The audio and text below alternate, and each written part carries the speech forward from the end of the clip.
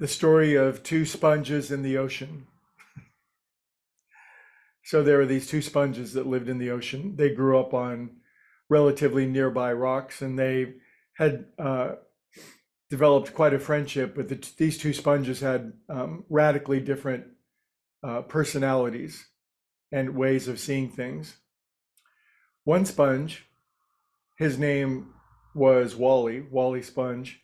He was a very easygoing sponge, and he really liked the feeling of being in the ocean and the awe and the majesty and wonder that came from being in the ocean.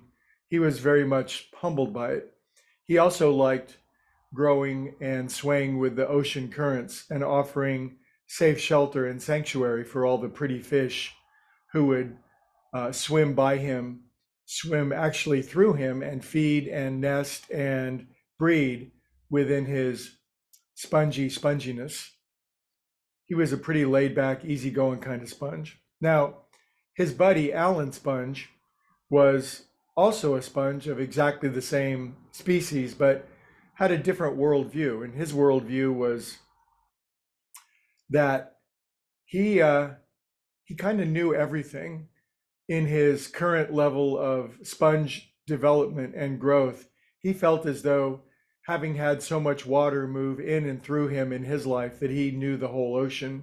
He had a sense that, having had as much ocean move through his sponge as that he had learned everything there was to know, and he had a great sense of certainty that he knew the nature of the ocean, what was beyond it, what it meant, what its purpose was, and how he fit into the scheme of things.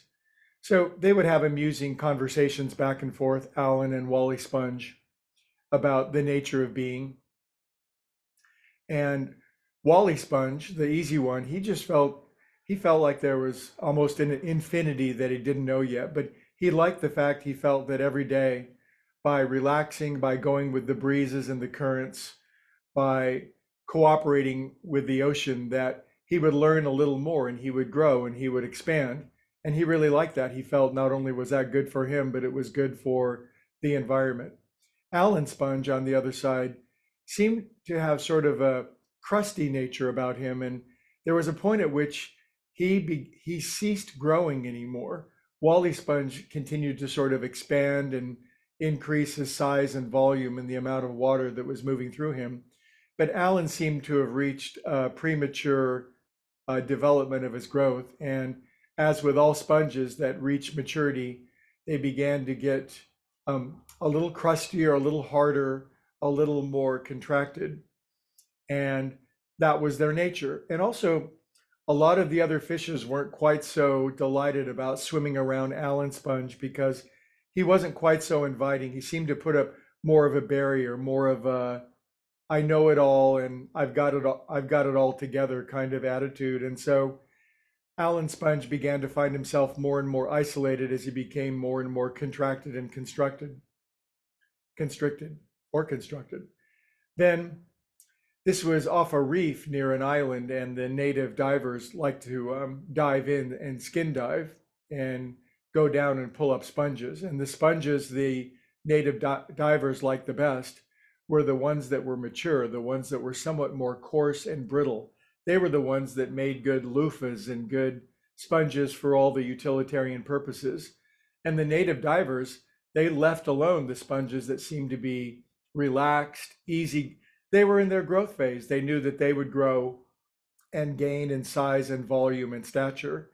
So one day, Wally Sponge woke up and he looked over at his other rock friend, and he noticed that Alan was gone. And he shed a tear, which was quickly absorbed, and he felt very sad that his friend Alan was gone. He kind of understood why, but it still hurt him that his friend was gone, and he knew that he would miss him.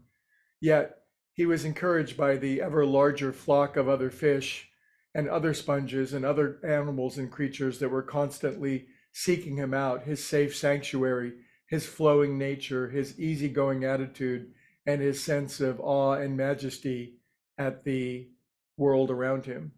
Anyway, this is a tale of two sponges. It was the best of sponges and it was the worst of sponges. I hope you enjoyed it, and I'll see you all tomorrow.